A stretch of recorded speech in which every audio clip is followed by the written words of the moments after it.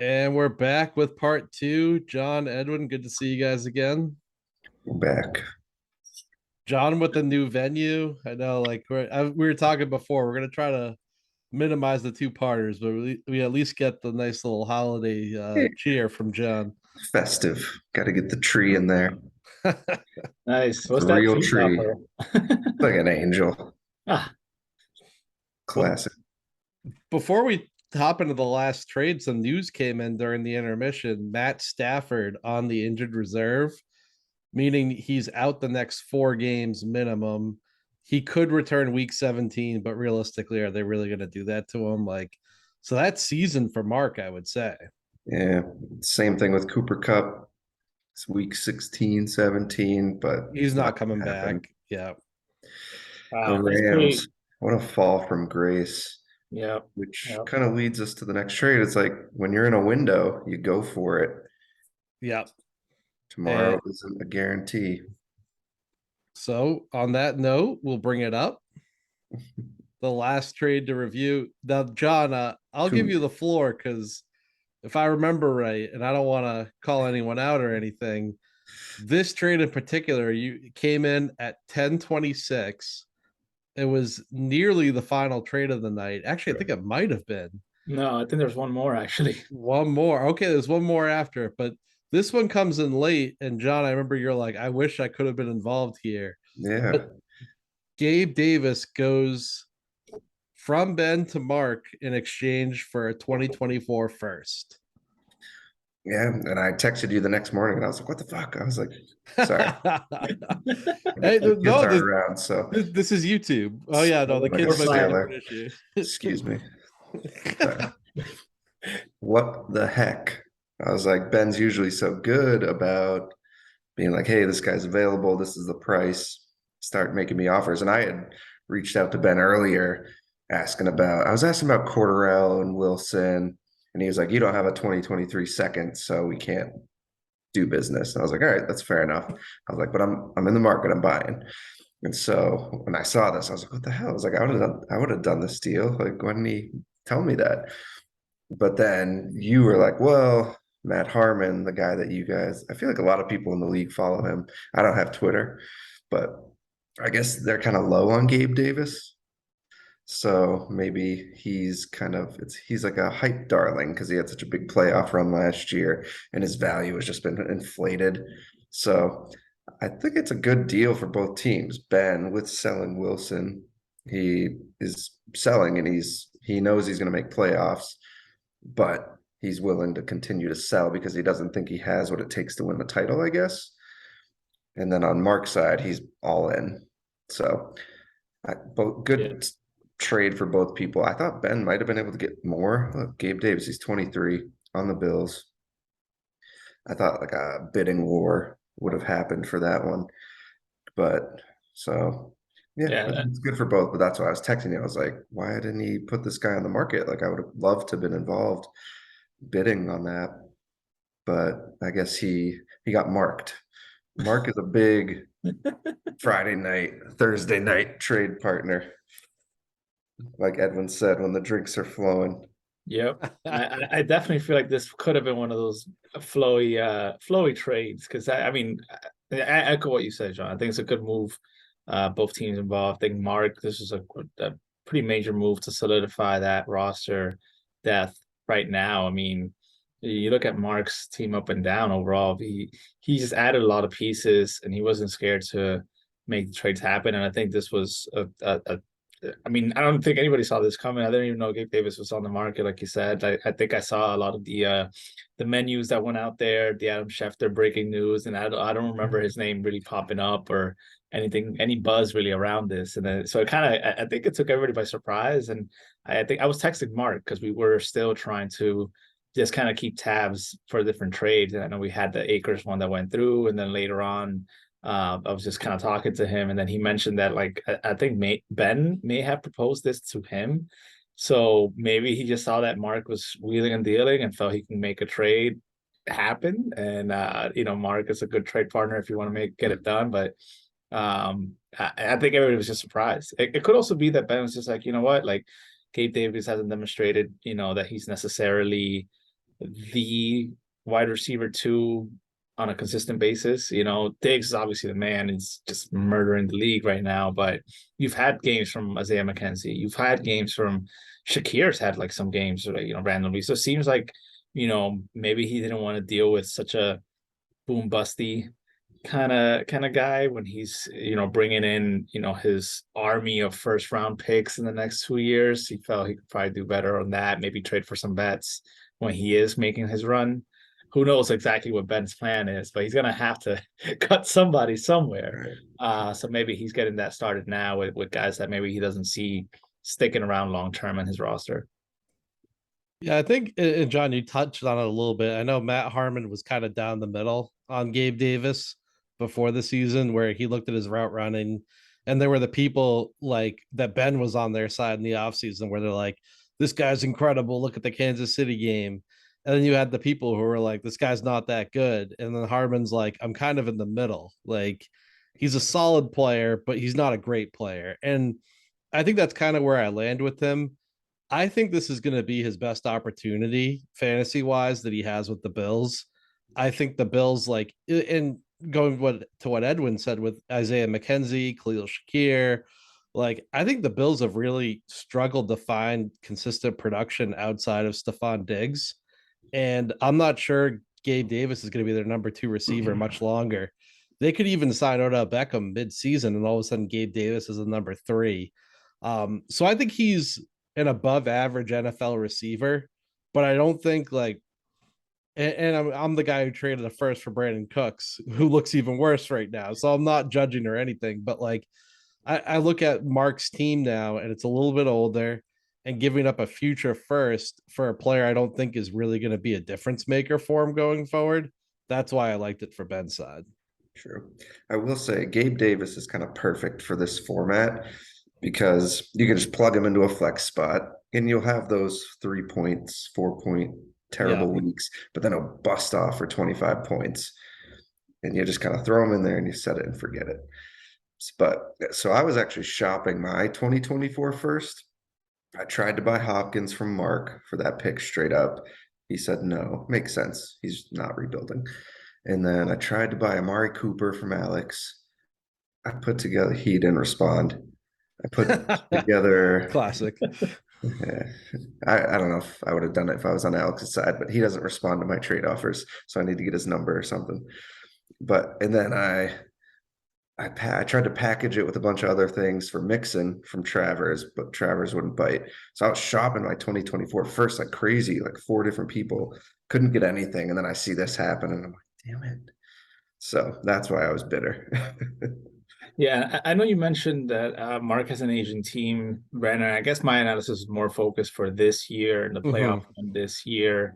So giving up a first, like, it's also so hard to value these picks right now. So it's like hard. Like we all value them different. We all kind of have that hope with the first rounder that could be the next Justin Jefferson. So you're just kind of like, are you potentially giving that up for, a guy that's like at best maybe Mike Williams, where huge games, but then has these like low floors that you just don't know, or is it just he's getting a boom because he's on the Bills, and if he were on another team, maybe not so much, So I think I was looking at it from Mark as just like, this is a great flex option. I'm thinking about my team in particular because I'm just like, I was desperate for some flex depth, and then getting a guy that could give you 30 points, from your flex spot during the playoff is very valuable. Yeah, that's true. And we've seen the trade market historically. It seems like if you want a starter, it's kind of a first round pick in our format. It seems like, especially one that's 23 years old, tied to Josh Allen for at least one more season. Yeah. Right. There weren't too many sellers at this deadline, so I thought Ben maybe could have got more. But I think it's a good trade for both, given their plans. Yeah, it was funny too. I think it was something Ben just kind of threw out there late at night because he texted me and Jimmy late and he was like, going to bed, but I have something on the table that might shock you guys. And he didn't say anything more. And I'm like, what on earth? I start watching the Footballers Megalodon episode, And all of a sudden I see Mark accept, and I'm like, holy shit. Like, and it was, to your point, a hype. Like, I felt like Gabe Davis was a guy that Ben hyped up a ton in the league chat. And like we were arguing because I was on the side also, like I think we had a league chat arguing going on at one point. I was like, he's crap, he's crap. And he goes off for like 30 points, and I was like, oh, I just got bodied. But Mark definitely went in, and I think to some extent the hype might have, raised Gabe Davis's value among the league. Yeah. Interesting deal. Final trade. The final trade, and it's Mark again.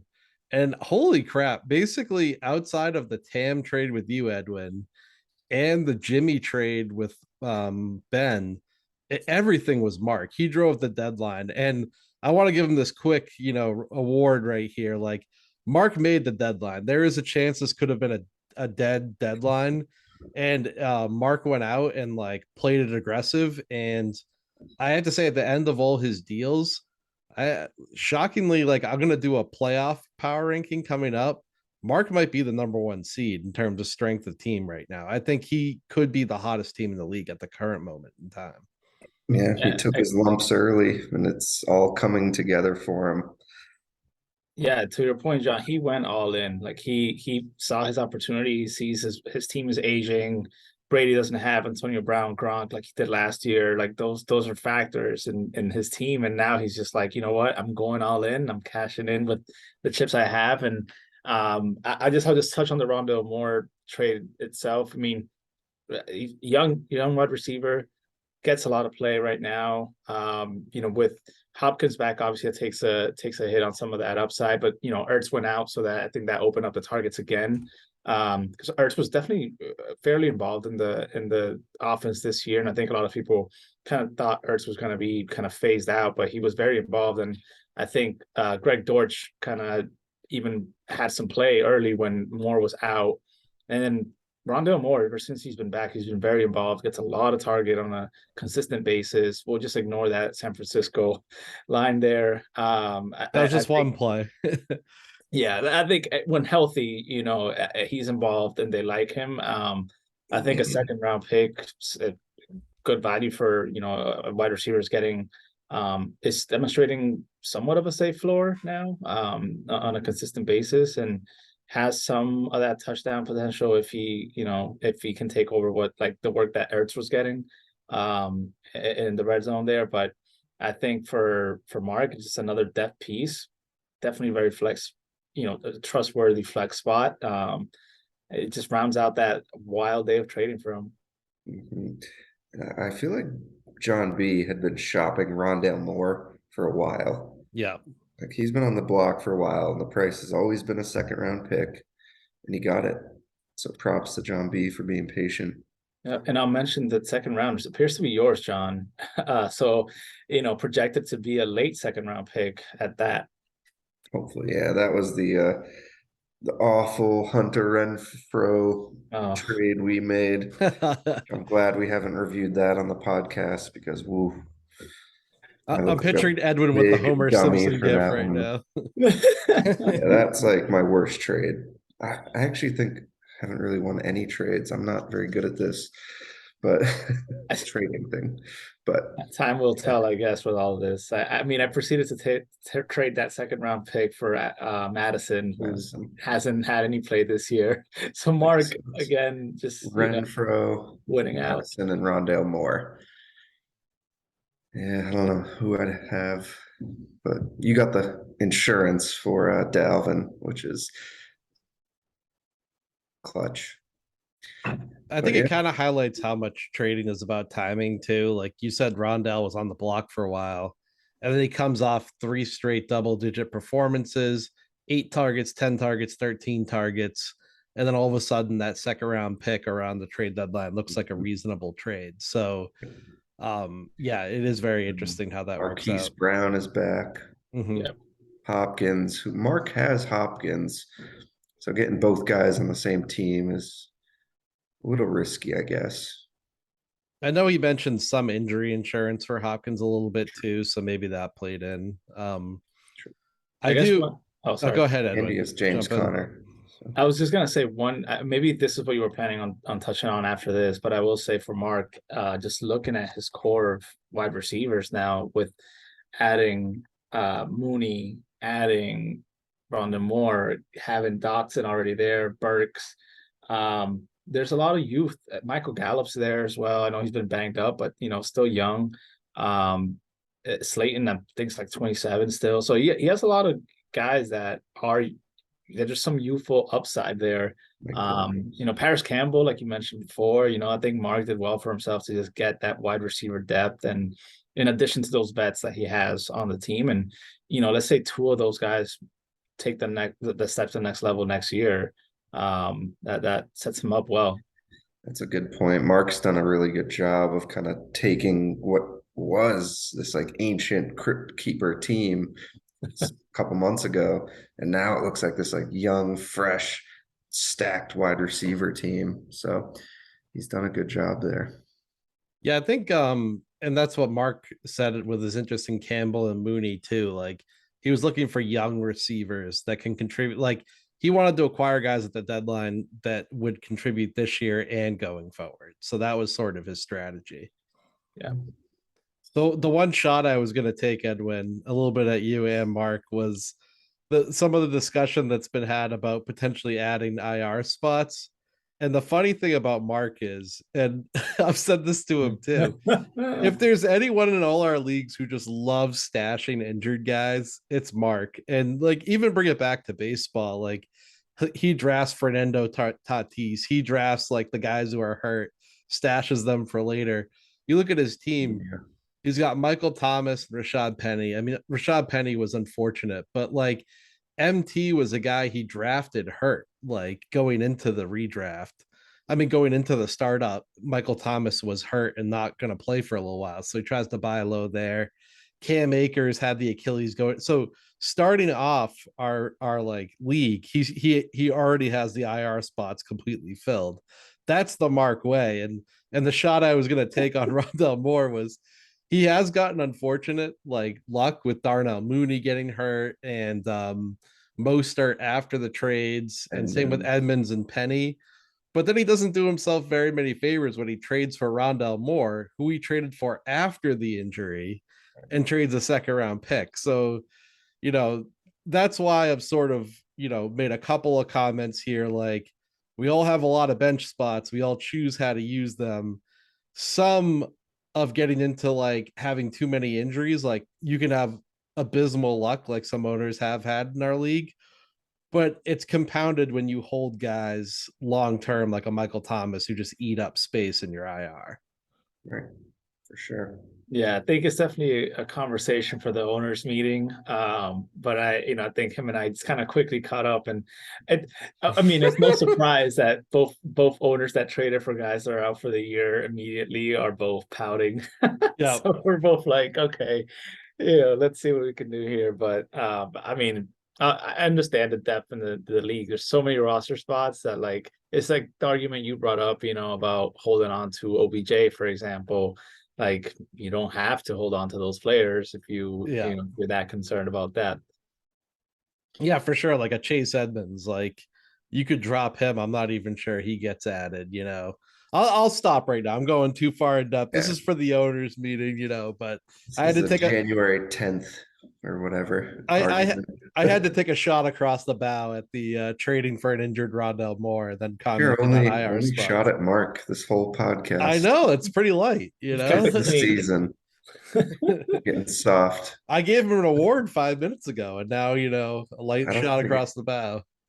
Regardless of how these trades work out, I don't think you can do anything but give Mark credit. Yeah, wheeled and dealed.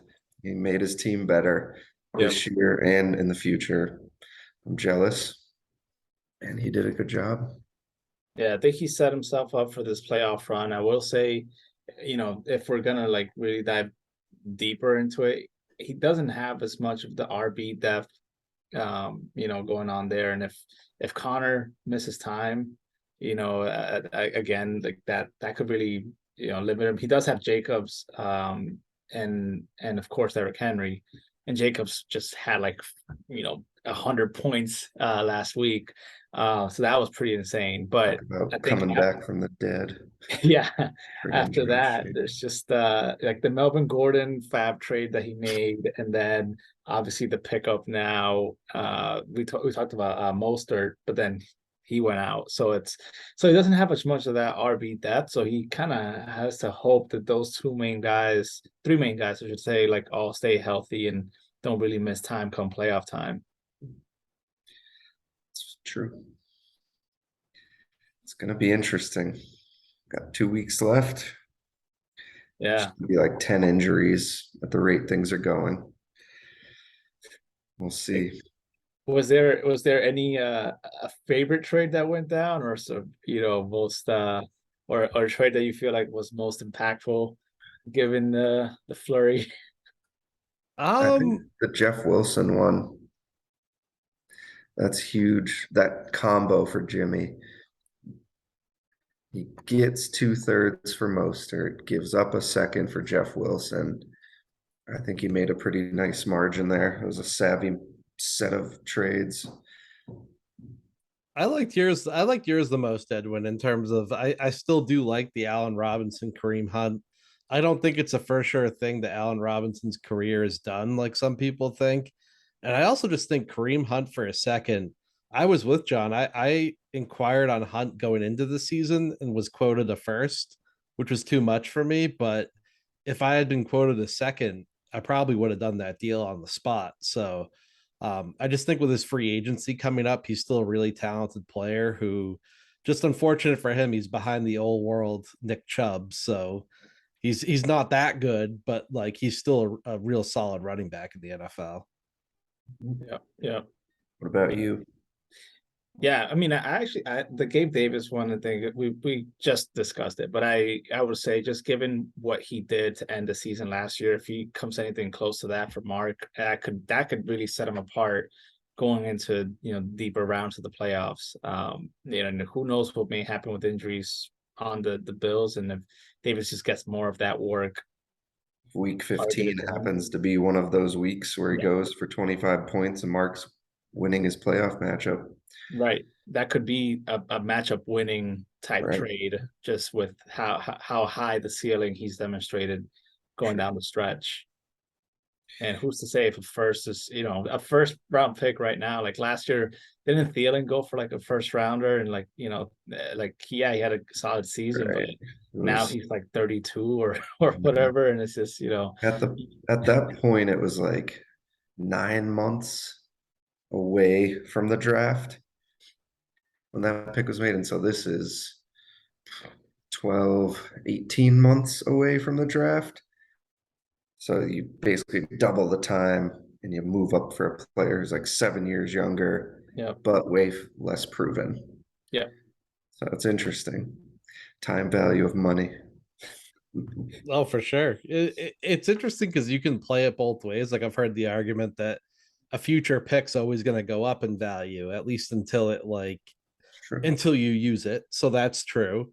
But then the time value of money where you're giving yourself extra time to reacquire picks. So I think that's what makes the format so fun is like now you look at some of our redrafts, it's so hard to trade. I know in our redraft, I had a couple people ask about Travis Kelsey, and I'm like, yeah, that's cute, but like there's literally nothing you can offer to make it worth my time, you know? So it's like I do like the format in terms of like because of the disagreement on future value, it allows trades to happen more often.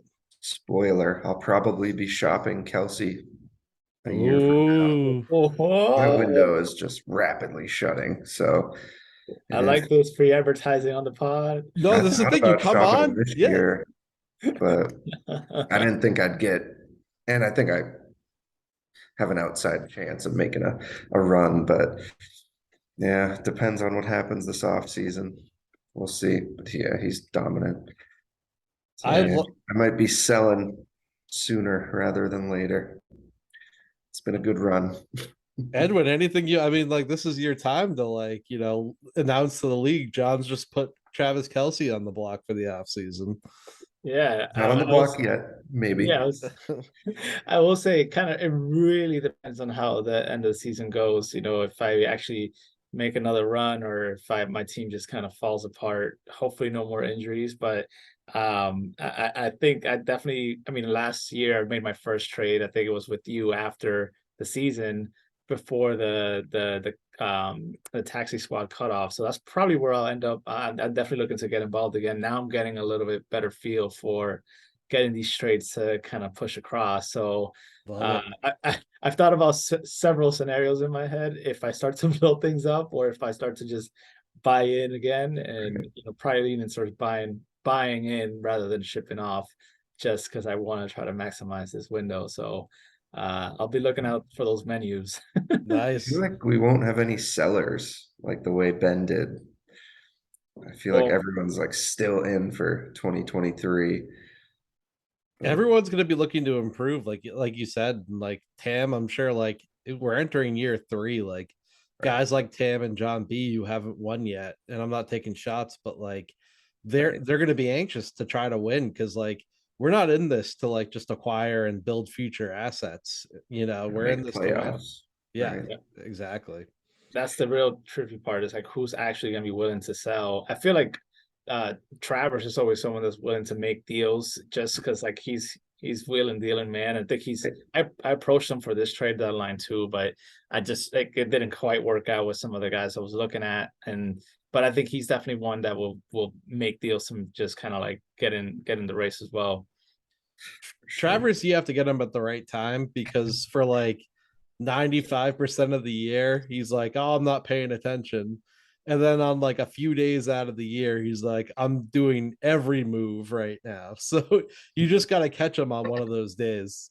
Well, yeah, and then we all need to take into account Alex is going to come back into the Yeah, fray, he and is. he is, Sean back. He's going to be Ridley. scary. Ridley. yep. Yeah. I mean, his wide receiver core is going to be Jamar, Ridley, Marquise Brown, Amari Cooper. It's ridiculous. Yeah, Yeah. and then He, couple that with Jonathan Taylor, Taylor, Kamara. Kamara, unless he's in jail. Then Debo Dalton Samuel. Schultz back. Debo, I didn't even Yeah, freaking mention Debo. That's like his wide receiver 6. Yeah. The fact that he isn't making playoffs this year is insane It's with how all good his team injury. is. And that's been and I've told Ben this, so this isn't me taking like a behind the back shot on the podcast. Like I have told him, I'm like, it's tough. Like you can wait for the perfect season, but when you're in the playoffs, I just really think you got to go for it as soon as you're in the playoffs. Yeah, that's why I went old early because I'm like, I can't predict anything a year from now. Like, I'm not even going to pretend like I can predict what's going to happen next year. So I was like, sure, I'll take this friggin' 29-year-old guy and this 28-year-old guy. Aaron Rodgers, 40 years old. But I think other people have better processes than I do. So they're able uh, to kind of plan better I don't know if that's true or until more proven confidence otherwise. in. You are the only champion. Oh. For now, I got to clean off that trophy, get it back to Marlboro before I run away.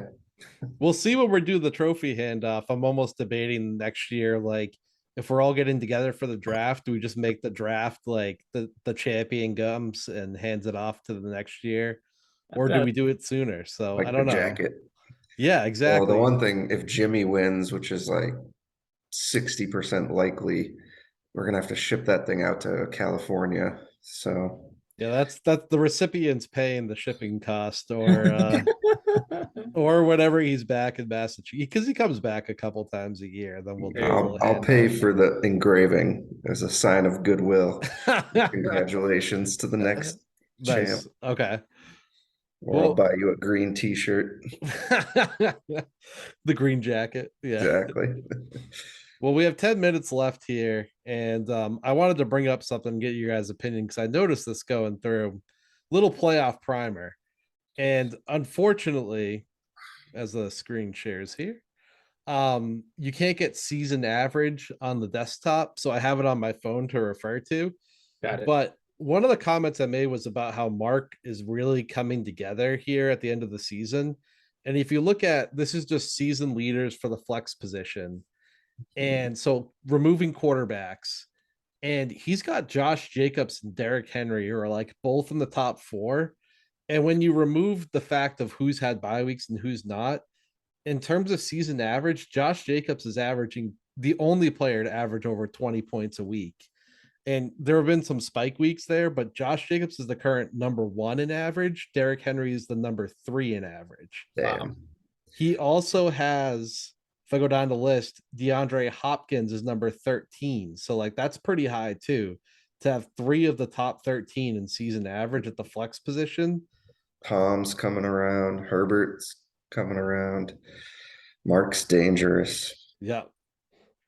And then you look at you, John, you have Eckler, Kelsey. So like I would characterize your team as like the studs and duds, or studs and scrubs. Yep. Because like Eckler, Kelsey are absolute studs. Even on season average, they're up Big there. drop after that. Yeah, there's unfortunately a drop that comes in, but you have those guys. Cooper Kupp Cup. is 7th in average, so he was like up there before the injury. Friggin- the way they used him was irresponsible. They have him catching bubble screens in the fourth quarter of blowout losses. Yeah, that was ridiculous. They just overused him. Yeah. That's bullshit. But I'm not the only one who suffered the Cooper Cup. I thought that hit was a little dirty. It wasn't really talked on either. It was towards the sideline, and the defensive back went for like his legs, like really dangerous play. You know? I feel like a lot of injuries this year have been kind of fluky like that. So, but yeah, I mean, Derrick Henry, December is his month. Gets cold. You don't want to be tackling a 260-pound freight train. Look at his carries, 250 already. And it's like there's 5-6 games to go. This guy's got to break down eventually. It's not happening this year, but like at some point, we're going to be right when we're saying that he's going to break down with all this usage. I know, it's crazy. And he's what, 20? Yeah, 28. 20, so turning 29 for next year. He's just, I have never had Derrick Henry on a fantasy team. No. It's crazy. Because I just, Any other highlights from the app rankings that you were looking at, Brando? So looking at the season average, and even here, like these are all playoff teams. Like me, Mark, John, Mark, Ben, John, myself, Edwin, here you with Adams and Hill, like Jimmy. Like you go down the list, and like Joe Mixon's the first for a non-playoff team, and it's a little bit down the list. So I mean, not that it's a big surprise, but it does show you that like the difference makers are really what drives wins and losses in a fantasy format. It's true. I think the outliers on average that aren't showing up here are Cooper Kupp, obviously, Jamar Chase with the injury showing up, DeAndre Hopkins for Mark since he started midway through the year, and then Brees Hall was 16th for Tam. Tony Pollard at 18 at 14 and a half. That's a surprise. Another 14 and a half. John, don't kill me. Jamal Williams, another surprise. So a couple of highlights there for you. Yeah, no, it's just interesting to think that over, because, you know, we're talking about all these guys that we drafted, you know, the startup draft or trade or whatever. Just curious to see if at all there's been any waiver wire impact with all this. And it seems like the way to do it is what Ben did, where he picked up Jeff Wilson, you know, like player, get some value, cash in immediately, and flip that, you know, going into the next seasons. Don't hold on to that, because it seems like the waiver wires in these are just so deep. Like you're grabbing third string weird, honestly. Quarterback's kind of the most fruitful position from waivers. It's true, yeah. You get a backup like Heineke, I got, or you get Davis Mills last year. Ben got Geno Smith off waivers. Yep. That's like, I'm scrolling. Was Lazard a waiver wire? I think in year one he drafted him and just kind of like held him throughout last year. Yeah, drafted. I mean, granted, 24th round. Unbelievable pick by Jimmy. We're still the first waiver wire is Khalil Herbert, and that was traded. Yeah, I picked him up, then traded him.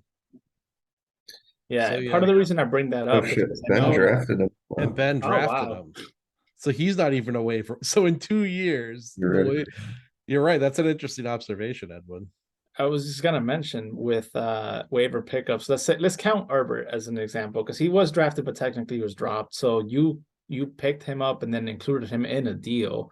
And it seems like, with the other episode you had about analyzing third round picks, it seems like Palmer is a free agent. Josh Palmer there. oh yeah. Yep. Another good pick by Jimmy. Damn it. It's just yeah. Oh, but he was drafted. Oh, wow. Wow. Touche. Because the reason I was curious about that is because we talked in the other episode about third round picks essentially equating to almost waiver wire, kind of free agent pickups. And if that's really the case, and we're making these deals with the third rounders, and they're all kind of the equivalent of waiver wire, are they really worth anything? True. So the first one I found, and this is on this year total points, is Zay Jones as like the pure non-drafted player. Wow. It's so, but 3-4 years ago when he came into the league, he would have been drafted. Yeah, he a would have. freak at ECU. He had like 120 catches his senior year, something insane. So he probably would have been drafted to the Bills. I Jimmy think. again. Jimmy's just He's like sniping. sneaky savant.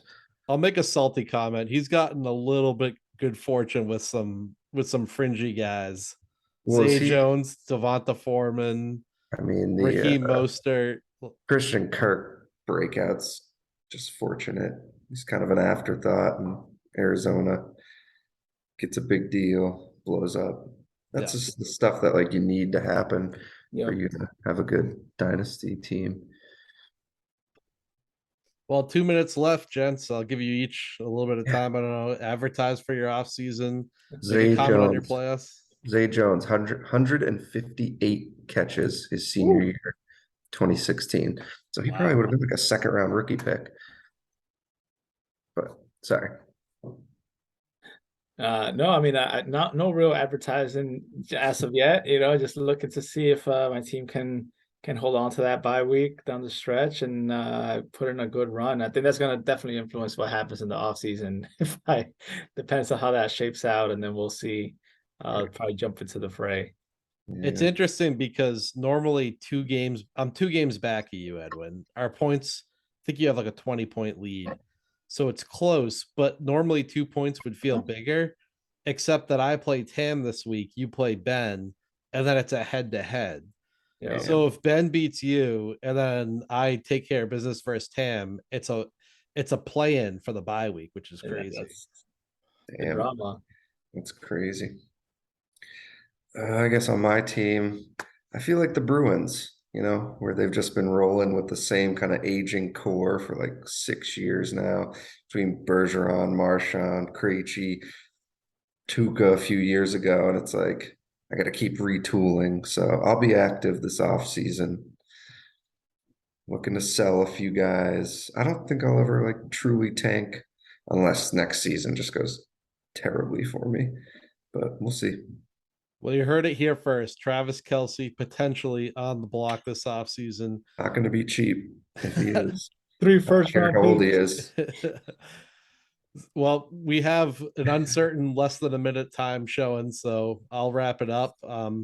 Thank you for listening. Appreciate you guys both for joining and taking time out of your days. No problem. Thanks for having us. All right. We'll Nothing catch you but guys respect over. for the league. Yep. From the commissioner's office. We'll talk to you later. Thanks again.